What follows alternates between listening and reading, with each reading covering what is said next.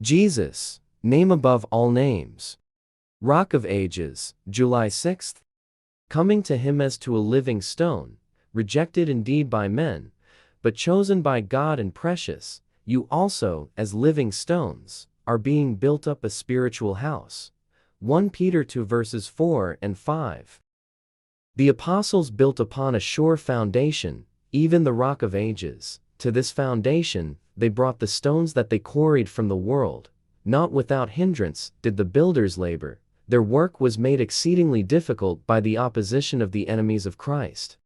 They had to contend against the bigotry, prejudice, and hatred of those who were building upon a false foundation. Many who wrought as builders of the church could be likened to the builders of the wall in Nehemiah's day, of whom it is written, "They which builded on the wall, and they that bare burdens, with those that ladded, every one with one of his hands wrought in the work, and with the other hand held a weapon." Nehemiah 4 verse 17. Kings and governors, priests and rulers, sought to destroy the temple of God, but in the face of imprisonment, torture, and death, faithful people carried the work forward, and the structure grew, beautiful and symmetrical. At times, the workmen were almost blinded by the mists of superstition that settled around them. At times, they were almost overpowered by the violence of their opponents, but with unfaltering faith and unfailing courage, they pressed on with the work.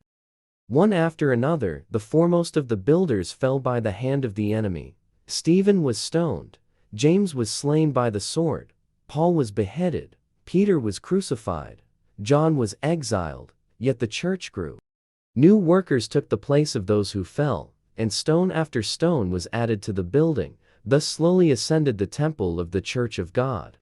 Centuries of fierce persecution followed the establishment of the Christian church, but there were never wanting people who counted the work of building God's temple dearer than life itself. Of such it is written, "Others had trial of cruel mockings and scourgings, yea, moreover of bonds and imprisonment. They were stoned. They were sawn asunder, were tempted, were slain with the sword.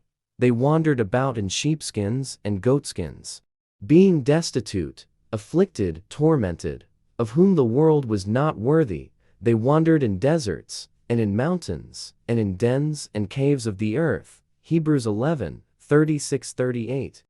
Further reflection: what am I willing to sacrifice to continue building up God's church?